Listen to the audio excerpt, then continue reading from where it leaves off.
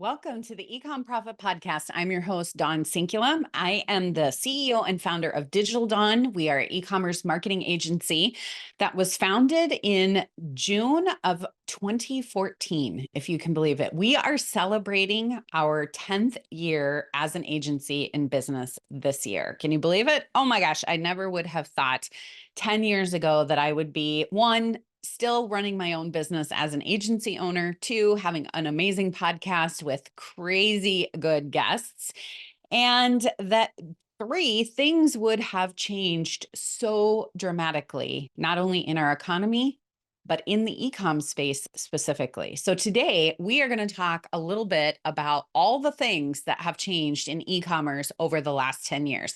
And I'm just going to give you my kind of overarching view of the top 10 things that I think have changed the most in e-commerce over the last 10 years. Now, these are in no particular order.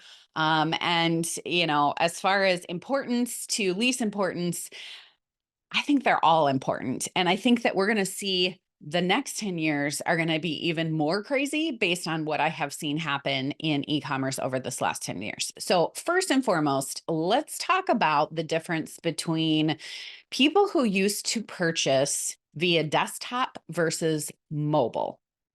10 years ago versus today. So mobile commerce and the rise of mobile commerce. So what is mobile commerce? Mobile commerce is, purchasing off of smartphones, using your mobile apps to purchase things like TikTok, shop apps, have revolutionized the way that e-commerce has really created and developed these shopping habits of our customers with a significant increase in purchases now that are made via mobile devices versus 10 years ago. We were still kind of, like, oh yeah, is this safe? Are we really putting our credit cards in here? All that kind of stuff. And responsive design and mobile friendly apps have just become crucial and critical for the success of e-commerce businesses. If your store is not mobily optimized, if you do not have a one button checkout, if you do not integrate with things like shop apps or Affirm or Klarna or all these other places where you can instantly get access to money, to checkouts, all sorts of things. I mean, think about that 10 years ago, how much it has changed from there to now. Okay, so mobile commerce, that's number one. Number two, social commerce. So what is social commerce? I'm talking about things like Instagram, Facebook, Pinterest. They have all integrated shopping features now that have allowed users to buy directly from those social platforms. We never saw this 10 years ago. You could not go to Pinterest and check out. You could not go to Instagram and check out. I know it seems crazy because I feel like this feature has been around forever and that it seems so odd that you wouldn't have been able to do it. But if you think about it, 10 years ago, you couldn't. There wasn't a shop or a commerce feature on a lot of these platforms. And now we've seen TikTok and we know what's happening with TikTok Shop and how TikTok is just changing the entire e-commerce platform and making it easier and better for anybody. So this has really the social commerce, the ability to, check out or have these features directly integrated into marketing or social media marketing platforms has really created this new marketing sales channel for e-commerce businesses that was never available to you before. You had to have your website and you couldn't really sell on a lot of other platforms unless you were doing something like an eBay or you were doing Amazon or you were doing, some of these other places. Fair, I don't even know if Fair was around 10 years ago. And that piece of it alone has really changed and sort of revolutionized the way that social platforms are used in e-commerce. Okay, so that's number two, mobile commerce, social commerce. Number three, personalization. So what do I mean by personalization? This is where I'm thinking about things like how AI, data analytics, pixels, tag manager, targeting, some of these advances that have been made in personalization around the way that we can target and market to our customers and their shopping experiences has changed so much in the last 10 years. So not just from like product recommendations, but from like actually being able to target personalized messages to very specific people, helping boost that customer engagement, helping boost sales because you're getting the right message in front of the right person. And it's not just like this blanket, oh, I hope this works sort of thing. That personalized data and that ability to have that highly personalized shopping experience, I can't even imagine what this is going to look like in the next 10 years because now that we've got AI in it and we're seeing better pixel integration, we're seeing better data analytics, we're seeing AI be able to do data analytics. I think some of this stuff is going to just revolutionize how and who we talk to. But even in the last 10 years, it's been incredible. Okay, so mobile commerce, social commerce, personalization, number three. Number four is the subscription model. So if you think about it, 10 years ago, I don't really remember having a lot of options for subscription models. So many e-commerce businesses over the last 10 years have adopted this subscription-based model, which is amazing and easy and provides customers with your regular delivery of products. You don't have to think about it as a customer. It just shows up on your door in 30, 60, 90 days. It really helps an e-com business owner create that retention. It creates predictable revenue streams. It gives people the ability to set it and forget it. And this option of subscription models really wasn't something that was either used and or available with the technology they would currently had 10 years ago. And I think subscription models are going to get even more advanced where you're going to be able to customize your subscription models even more. There's going to be enhancements that we're going to see out of different apps, the way in which people can sign up or change or all of that. And you're starting to see some of that happen already with some of the subscription models that I'm involved in, where they'll send me a text message and they'll say, hey, your subscription is due. Do you want to change anything in your subscription? Click this button and you can make instant changes through text messaging, stuff like that. So this is going to get crazy in the next 10 years on what this is going to look like. But I think subscription models have really come a long way in the last 10 years. Okay, so mobile commerce, social commerce, personalization, subscription models, and five, influencer marketing. So I think influencer marketing, I think it's always been around. I just don't think that we've seen it as a social marketing strategy or a marketing strategy like we have even in the last couple of years.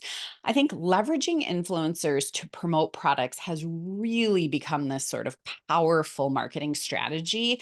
We've always seen people who have been influencers. So if you think about like the Wheaties box always having like heroes on it, like sports heroes. If you think about Jordans, if you think about different clothing models, if you think about, we've always had influencers that have promoted particular products, but now more than ever, you can hire someone who is quote unquote an influencer in the online space that you may or may not have seen on TV or in print or anything like that, but they are considered an influencer within their social platform.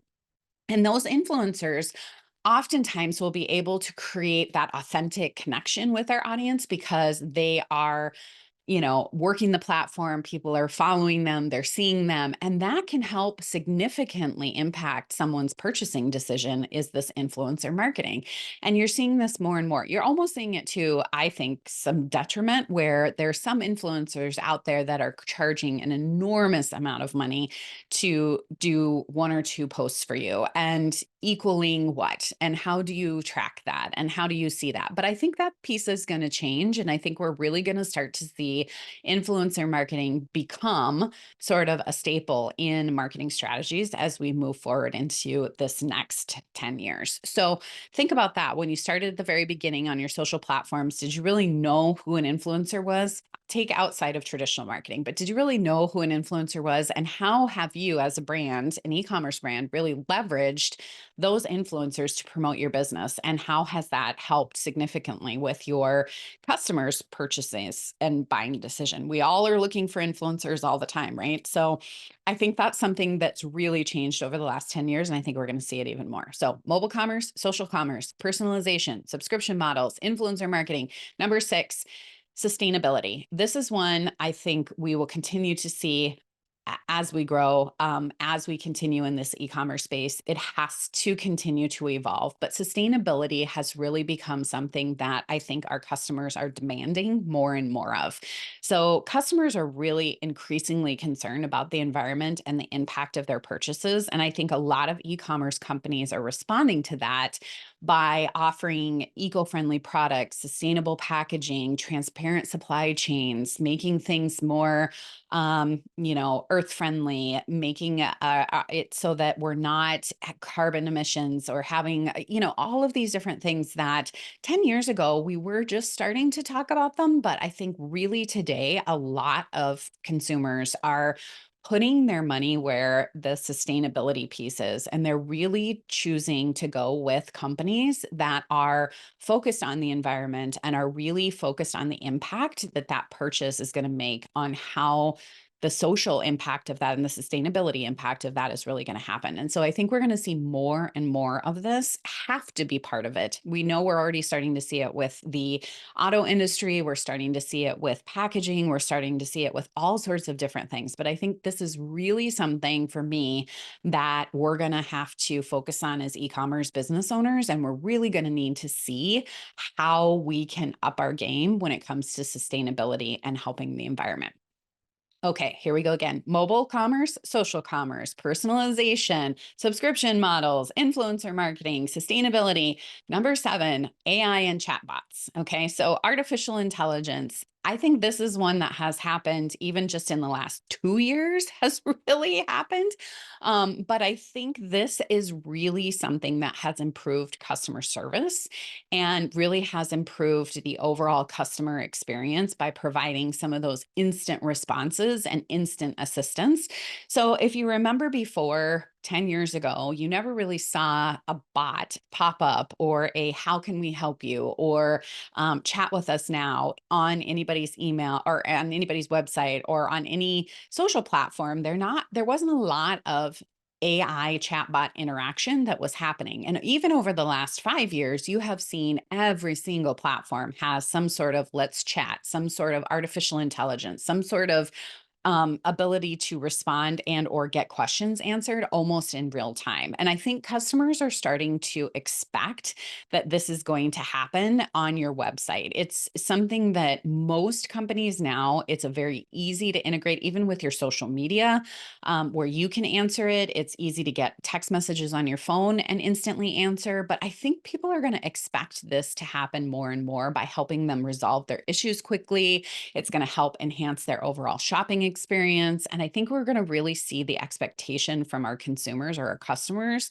that most companies are going to have some sort of AI chatbot that's going to be, part of their shopping experience. And I think as we move into the future, this is going to be even more and more important. And it's going to get even more, it's going to get cooler as it goes, which goes into number 8 for me, which is the augmented reality or the AR piece of things, which AR technology is where you allow the customers to visualize your product in real time before making a purchase. And a lot of this was happening over the last 10 years with some of like the 3D modeling that you were able to see on websites. So for example, if you owned furniture or if you owned, you're selling a rug or something where it was around design, you could like visually see that particular piece of furniture or painting or something. You could put it in your room, or you could see it from all 360 angles. You could turn something around and look at all sides of it. This is still happening. And I think this is particularly popular, like I said, in that furniture and fashion industry, where seeing products in the context of their real environment or on a real person really can reduce returns. It can increase satisfaction. It can cut down a lot on the customer questions, a lot on the chat bots that you might have people say, well, what fabric is that? What material is it? How big is it? What will it look like on my wall? Even if you go to a paint store now, or you're looking for paint, a lot of companies, even like Home Depot or Lowe's or like, Sherwin Williams, they even have the ability to like take paint colors, and you can like hold it up and look at your wall and it will show like on real time. I think that augmented reality from where it was 10 years ago to where it is now definitely has improved and increased our customers' sort of ability to shop on their own. But I think with AI and with some of the new augmented reality that's going to happen, I think we are going to see this kind of go in a whole different direction in the next 10 years. I think this is going to be a really critical piece to e-commerce in the future. But man, has it come a long way from where it was even 10 years ago. All right, so let's just recap again. Mobile commerce, social commerce, personalization, subscription models, influencer marketing, sustainability, AI and chatbots, augmented reality. Number 9 is faster shipping. And I think everybody can agree that Amazon has done us in on this one, right? We have over the last 10 years expected, and demand has grown for quicker delivery, for faster delivery, and for same day or next day shipping, right? So Amazon has kind of set the standard for us on delivery speeds, pushing other businesses to enhance their logistics, their fulfillment operations, has created this demand, and this push from e-commerce businesses to be able to like make sure that they're using a third-party distribution center that can get things to their customers faster than they ever have been before. We also know that faster shipping has equaled a huge increase in cost with shipping. We know after COVID, we saw a huge increase with shipping, and we know that the logistics of this still, I don't think, has really recovered 100% from what we saw back in 2020. But we know faster shipping, same day delivery, next day delivery, because of Amazon, has put that pressure and that demand on our e-commerce businesses. And I know that it is going to be something that we are going to see and continue to see as an expectation of our customers. And if you don't have that locked and loaded as you head into the third and fourth quarter here, that is something that I think your customers are going to demand right now, today, versus even 5 years from now. So I'll be really curious to see how shipping changes in the next 5 years, and are drones going to help us, or how we're going to get things from point A to point B. I think it's going to be really cool. But faster shipping to me has really, really changed these last 10 years. And finally, privacy and data concerns really have sort of evolved over this last 10 years when it comes to marketing, when it comes to e-commerce, when it comes to new regulations. I mean, think about things like data privacy, specifically with GDPR, CCPA, the California e-commerce businesses now have to regulate and navigate these new laws that have come up and these new regulations that have come up to protect consumer data and to maintain trust. And I think that's going to be something even more important as we move into these next 10 years. There's going to be a lot more laws. There's going to be a lot of government, I think, that's going to be involved in this. And we're going to see a lot of changes in how we use, sell, and obtain private or data as it relates to privacy specifically. And I think we've seen that just start to happen over the last 5 years, in particular, 10 years, 5 years for sure. But we really are going to start to see some of this stuff change with regulations as we move into this next 10 years. So it's important that we as e-commerce businesses know how to navigate that, how we understand that, how we protect our customer data. And it's going to be something that I think we're going to have to get really savvy about and understand what that means, what it doesn't mean, and how to use that to the best of our abilities. So that is my top 10 things that I think in e-commerce that have changed the most over the last 10 years. So let me refresh.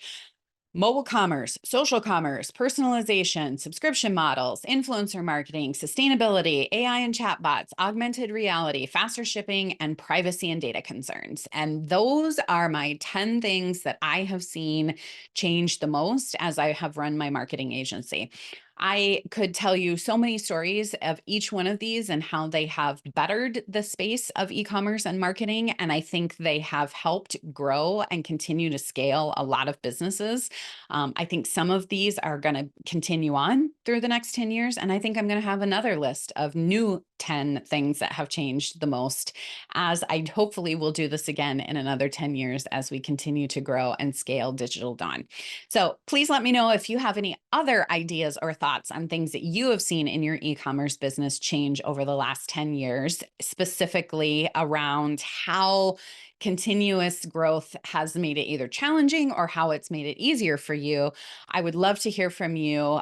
If there's something else that you would like for me to talk about on the e-commerce podcast, or if you yourself would like to be a guest on the e-commerce podcast, be sure to reach out to me.